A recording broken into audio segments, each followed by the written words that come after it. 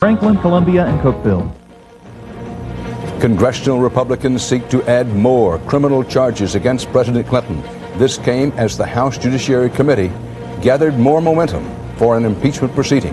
As world leaders meet to try to fix the global economy, world markets give it a vote of no confidence.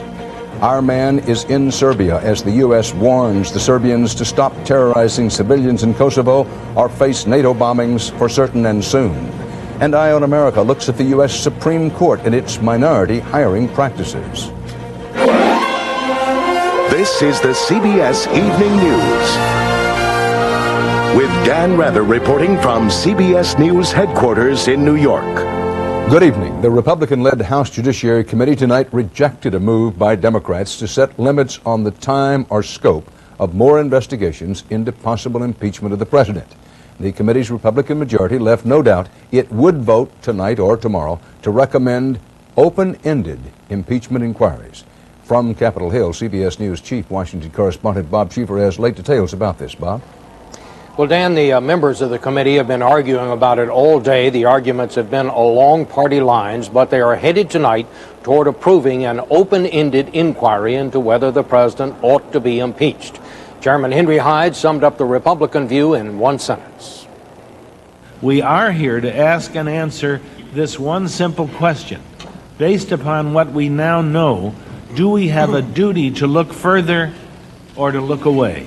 To Democrats who argued for a time limit on the probe, the charges simply did not warrant impeachment. This is not Watergate. It is an extramarital affair. But in a methodical way, the Republicans' top lawyer laid out even more charges than the independent counsel had recommended. We respectfully submit that there exists substantial and credible evidence of 15 separate events directly involving President William Jefferson Clinton that could constitute felonies, which in turn may constitute grounds to proceed with an impeachment inquiry. Shippers outlined charges ranging from lying under oath and concealing evidence to encouraging others to lie in both the Paula Jones case and before the grand jury. Using phone logs, he drew a graphic picture of the urgency that gripped the White House and the flurry of phone calls that took place between the president, his secretary Betty Curry, and his friend Vernon Jordan once they realized that Paula Jones' lawyers knew about Monica Lewinsky. The Democrats' lawyer argued the committee was just going about it in the wrong way. The process thus far is backwards. The committee is considering whether to open what type of actual impeachment inquiry without having spent a single minute discussing what conduct by a president rises to an impeachable offense. The committee took a break just a minute ago, but Chairman Hyde said he's determined to finish tonight, so later tonight we expect the committee to approve a unlimited investigation into whether the president ought to be impeached. Dan? Bob Schieffer. As the House Judiciary Committee met, a CBS News poll out today suggests more than half the American public is against a formal impeachment inquiry. The CBS poll left unclear how or if this issue might affect voter choices for Congress in next month's elections. For his part, President Clinton's public reaction was to criticize the Republican majority for running a do-nothing Congress. The president accused Republicans of ignoring the U.S. federal budget and allied problems and the global economy, health care, and Social Security. As for what the presidential camp is thinking and doing in private tonight, here's CBS News White House correspondent Scott Pelley. Scott? Dan, the White House fully expects the committee and then the full House to vote for an impeachment inquiry. In fact, one senior White House official told CBS News in frustration today that they were reconciled that there would be no statesmanship, as he put it, in this process until it reached the Senate. For his part, the president is working overtime to try to hold Democrats together. For now, the president is pinning his hopes on the election just 4 weeks away. If Democrats suffer a rout, the White House fears it may be impossible to negotiate punishment for Mr. Clinton that leaves him in office. The strategy calls for the president to ignore the impeachment debate publicly. Mr. President, when you talk to members of Congress about the impeachment proceedings, what do you tell them, sir? But behind the scenes, Mr. Clinton is calling Democrats, hoping to persuade as many as possible to vote against an impeachment inquiry when it reaches the full House. That's critical because a bipartisan vote on the inquiry would undercut Mr. Clinton's argument that the investigation is partisan. He's talking to members about impeachment still. That's an ongoing, active process. There is an ongoing, active process. Late today, in an unusual move, the president attended a meeting of world finance ministers to discuss the international financial crisis. Earlier, he castigated Congress for refusing to send the International Monetary Fund over $14 billion in bailout money. The world is waiting, literally the world is waiting, for Congress to step up to America's responsibility, provide funds to the IMF, and give us the tools we need to pull teetering economies back from the brink and to keep America's economic prosperity going. Mr. Clinton has called the financial crisis the worst in 50 years. It is part of the White House strategy to show him engaged and above the impeachment process. Dan? Scott Pelley. Underscoring the urgency of those economic meetings is a new U.S. Treasury study that says every state in the Union is feeling the impact of the world financial crisis. Doubts about the ability of world leaders to come up with solutions drag down stock markets worldwide today, including Wall Street. CBS's Anthony Mason has more about the doubts and the Dow. Anthony? Dan, the market got its hopes up that world leaders would come up with some kind of rescue plan this weekend, but when none appeared, the clouds of anxiety and fear moved in again over Wall Street. While the Dow slumped again today, falling 58 points, the Nasdaq nearly collapsed, plunging almost 80 points. That's 5%, the equivalent of a 400-point fall on the Dow. The market's afraid of a worldwide recession. And investment strategist Bob Stovall believes the Dow could tumble another 1,000 points if world leaders don't take some action to restore investors' shattered confidence. Provide a little leadership and show determination to get things moving again on the upside, and then we'd realize sort of instantaneously that the selling's been overdone, just like the buying was overly enthusiastic through much of the last 3 years. Bank and brokerage stocks, which historically lead the market up or down, continue to get absolutely creamed. The giant Citicorp, for example, already off more than 50% from its July high, today lost another 10%. Dan? Anthony Mason, thanks. At ground zero of the global financial crisis, a warning today that the top 19 Japanese banks are in danger of failing. The governor of the Bank of Japan says that capital supporting those banks has reached dangerously low levels. CBS's Barry Peterson is in Tokyo. This is the bank everyone is watching, Long-Term Credit Bank, one of Japan's biggest, expected to go bankrupt any day now. The Japanese government has set aside billions to cover the losses, but this bank may not be alone. Japan's other major banks, the foundation on which Japan Inc. was built, are weakened by heavy debts, the hangover of bad real estate loans and failed business deals from the go-go 1980s. In debt as much as $1 trillion. In comparison, the failed U.S. savings and loan debts in the 1980s were nowhere near that, with a far larger U.S. economy absorbing the losses. The U.S. savings and loan crisis was $150 billion, but then you have to consider that the Japanese economy is only half the size of the U.S. economy. Japan's banks once dominated the world. The cash crisis means some may be kicked out of the world banking game.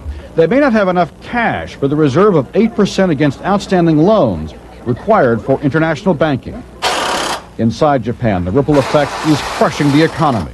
Banks have no cash to loan to businesses for supplies or inventory. It's like cutting off the air supply. Japan Inc. is slowing down with one exception. Bankruptcies are on the rise. The Japanese government is still not sure how it's going to get cash into the banks to prime the pumps. One thing is sure. As long as this bank crisis drags down the Japanese economy, the chances for recovery in the rest of Asia are somewhere between slim and none. Barry Peterson, CBS News, Tokyo. Still to come on the CBS Evening News, a guilty plea to a school shooting rampage. What's called medicinal marijuana under fire. The U.S. Supreme Court and the Old Boy Network. And lest we forget, a nightmare in Tornado Alley. Floods and twisters leave death and destruction in their wake.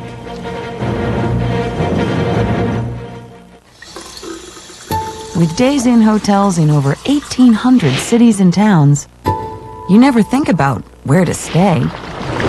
You just go with the flow. Days in. There you go. Another breakthrough from the 1 Hour Labs of Lens Crafters.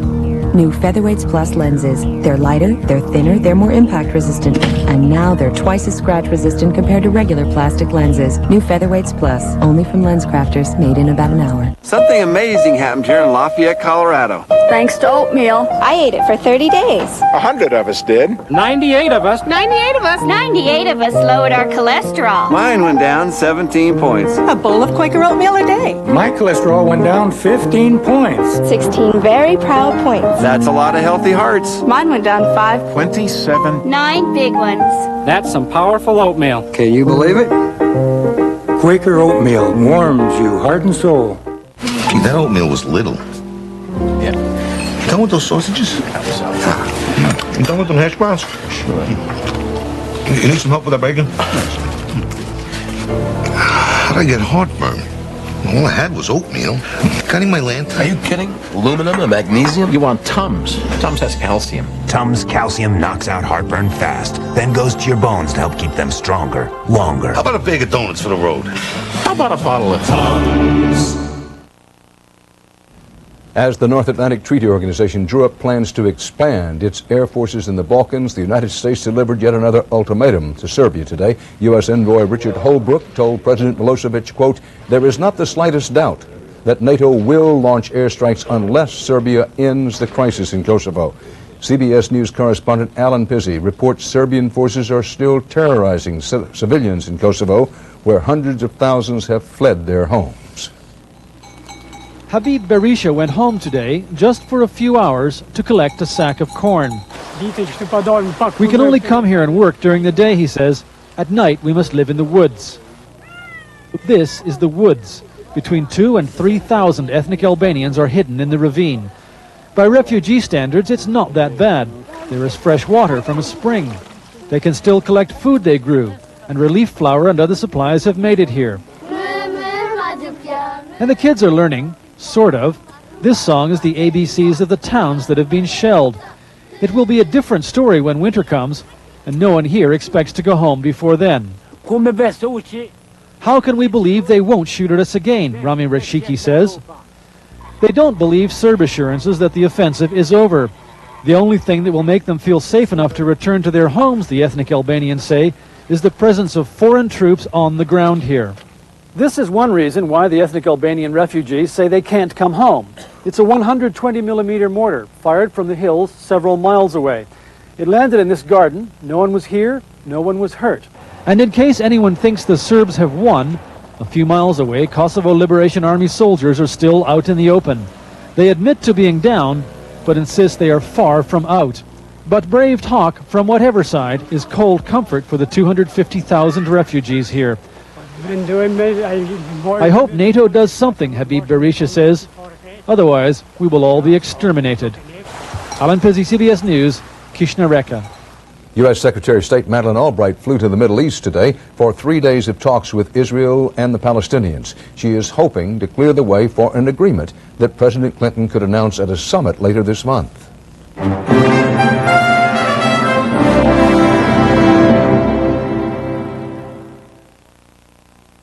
I'm 64. Is there anything I can do to stop bone loss? Absolutely. Here's proof. In a landmark clinical study, Caltrate actually stopped bone loss in women at risk for osteoporosis, whatever your age. It's never too late for Caltrate. Life's an adventure because you're over 50 and still exploring. So take the Centrum made just for you, Centrum Silver, with age-essential nutrients specially adjusted to keep pace with your changing nutritional needs. Centrum Silver, it's a great time to be silver. You're not taking that laxative. It's got stimulants that may cause cramping. Says who? Says on the label. Don't you know nothing's better than Phillips Milk of Magnesia? All these overnight laxatives have stimulants that may cause cramping. Phillips doesn't. It's the only one that's stimulant-free. And you know Phillips. She never takes a vacation.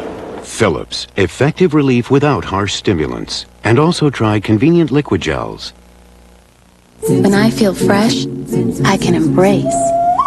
I can share. Reach. With Always panty liners, that freshness leaves you free to be and do what you choose. laugh. I can shout. Only Always odor-absorbing panty liners have a unique core and fresh weave cover that work together to help keep moisture and odor away from you for that always fresh feeling every day. I can let go. All Days panty liners from Always. Feeling fresh is being free. It's a new weapon being used by school officials to protect your children.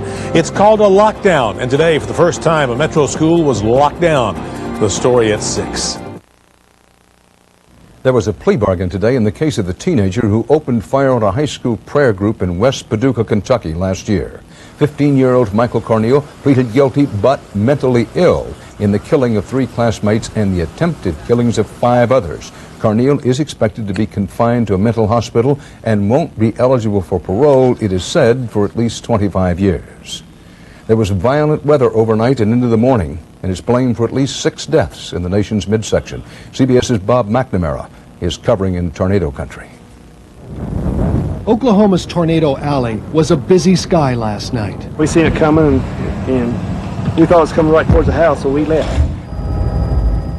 Eyewitnesses said this twister was bearing down on the town of Watonga, but veered away at the last moment. We could see a lot of debris. It got pretty big, and then it kind of dissipated a little bit, and it come back strong, and that's when it hit this location. Here, a vacant farmhouse and a barn were destroyed. But near Oklahoma City and elsewhere, vicious winds tore through neighborhoods, ripped off roofs, and injured as many as 18. The worst of the night's rains were those that hit Kansas City. At least 7 people drowned in the area's flash flooding, and 2 others are still missing tonight. Dozens were rescued from flooded cars and homes. They came in so fast, you couldn't do nothing but stand back and look and just watch. Seattle has it. At its ugliest, the storm even stopped the Kansas City Chiefs' Seattle Seahawks game for a time. The NFL has now issued a ruling to get the players off the field. Forecasters say more rain, possibly severe storms, could occur again from Texas through Missouri tonight. Bob McNamara, CBS News, Dallas. In New Zealand tonight, something from the Do Not Try This Yourself file. It's this record-breaking bungee jump from a building from a height of 630 feet. The diving bloke on a rope is one A.J. Hackett. Mission accomplished.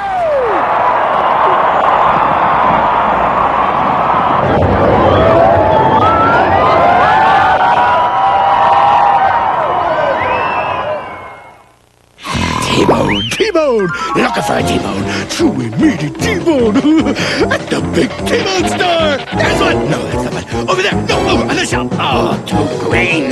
Wait a minute there. Oh, package of little chewy, meaty T-bone steaks. Oh my God.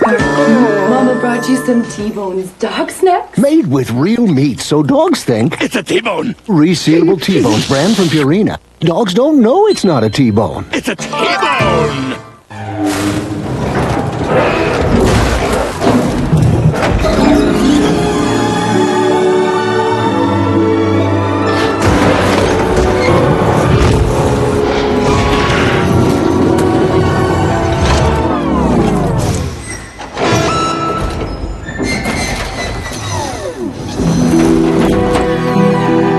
The Accord Coupe from Honda.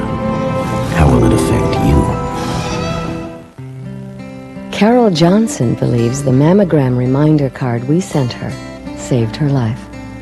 Carlin Skipworth believes her early colon cancer screening saved her life. If it's hard for you to believe that our long-standing commitment to preventive care and early detection actually makes a difference, we have proof, living proof. We're Aetna U.S. Healthcare, raising the quality of healthcare in America. At Uniroyal, in order to make a point about our new nail guard tires, we added a few to our test track. Nail guard tires, designed to seal 90% of tread punctures, instantly and permanently. Only from Uniroyal. Another breakthrough from the 1 Hour Labs of Lens Crafters. New Featherweights Plus lenses. They're lighter, they're thinner, they're more impact resistant, and now they're twice as scratch resistant compared to regular plastic lenses. New Featherweights Plus, only from Lens Crafters, made in about an hour. Children's lives are on the line. This ER is for kids. She could die from this? Yes. What would you do? 48 Hours, Thursday. A voter-approved measure in California to allow the use of marijuana for medicinal purposes headed for a key test in federal court today. At issue, what's called a medical marijuana club that's run by the book.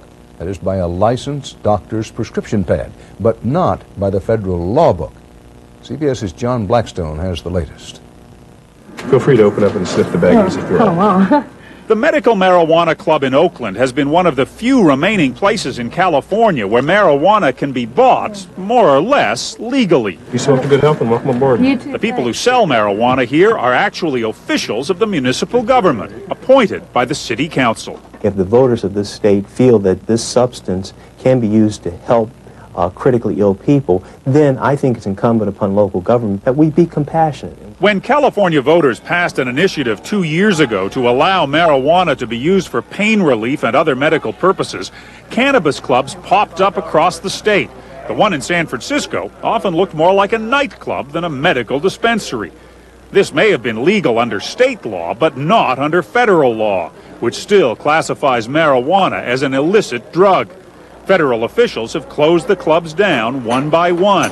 The San Francisco club was put out of business in May. It feels like the end of an era. But the Oakland club has always kept tight security, insisting on members only, refusing to let in anyone without a verified prescription from their doctor. Security guard Jacqueline Harris says she turned away a detective from the Federal Drug Enforcement Agency. So what do you think? His DEA agent was trying to get in to prove that he could Anybody can get through. See, that's the whole issue that I feel they're trying to prove to shut them down. In court today, club lawyers are arguing the marijuana sales should be permitted because they are a medical necessity. But what about when that brings you in conflict with federal law? Well, sometimes you have to be in conflict with federal law. But if the judge today orders Oakland's cannabis club to close, it will largely end California's experiment with medical marijuana. John Blackstone, CBS News, San Francisco. The U.S. Supreme Court began its new fall term today by declining to hear a challenge to drug testing of high school students. The High Court let stand an Indiana school district's policy of random drug tests for all students involved in any extracurricular activities, everything from sports to the library club. Up next here on CBS, the question the U.S. Supreme Court won't answer: why justices rarely hire black law clerks. The CBS Evening News and tonight's Eye on America segment are sponsored by Tylenol. Take comfort in our strength.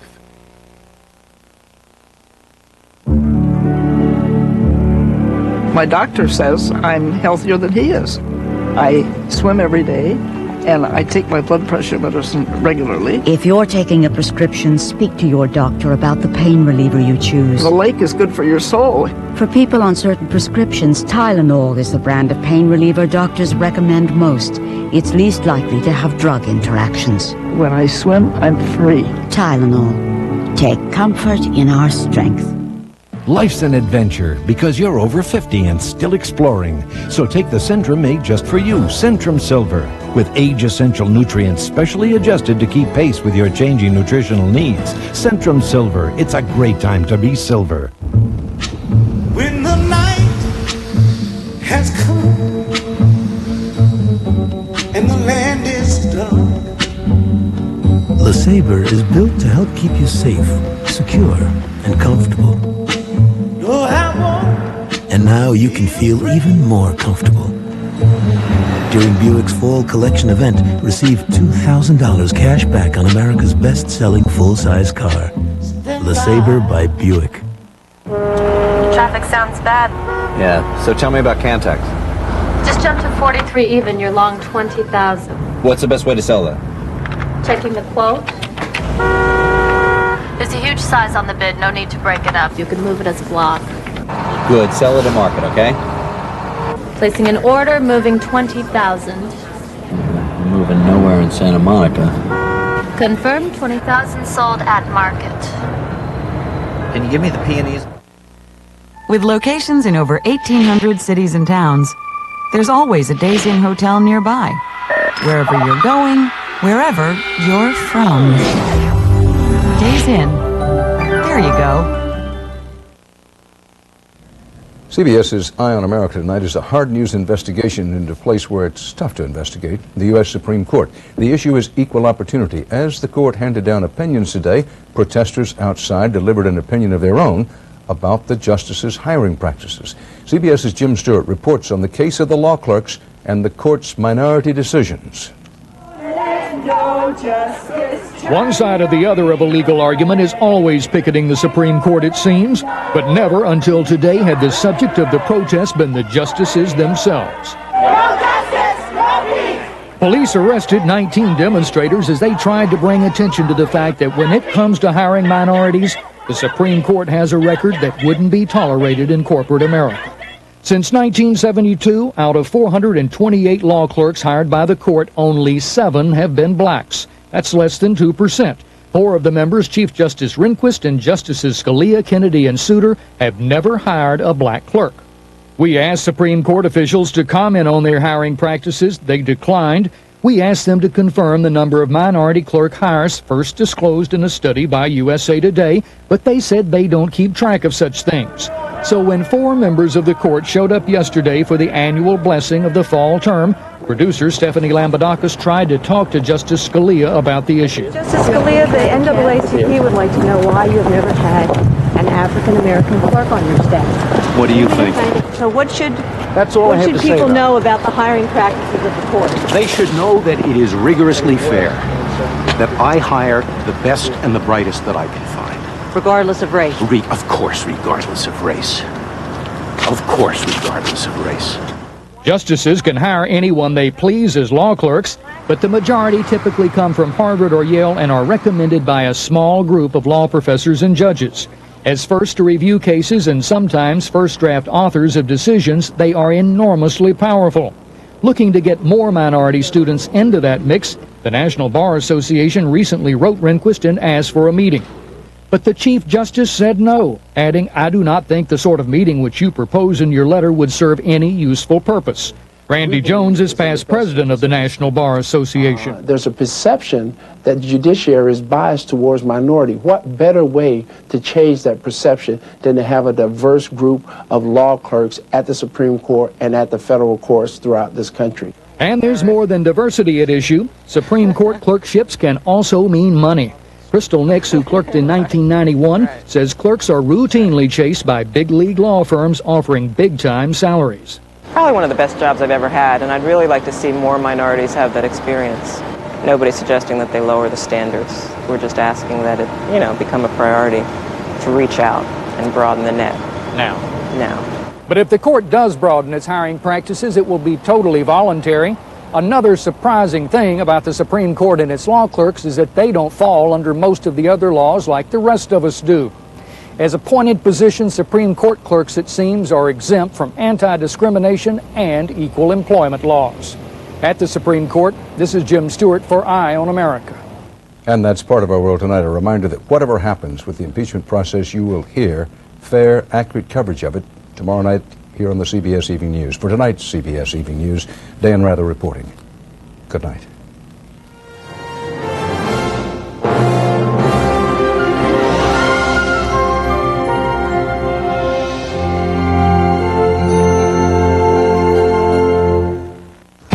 These Air Force F-16 pilots are top guns, flying missions in Bosnia from a U.S. base in Italy. We go in and snuff hot spots before they really heat up. The same base where other U.S. pilots stand accused in that ski lift accident. Tomorrow, how's morale in the wake of the accident? Go along as they fly their missions on the CBS Evening News. CBS.com for news 24 hours a day. Experience CBS News. It was not a tornado drill or a fire drill. You may be surprised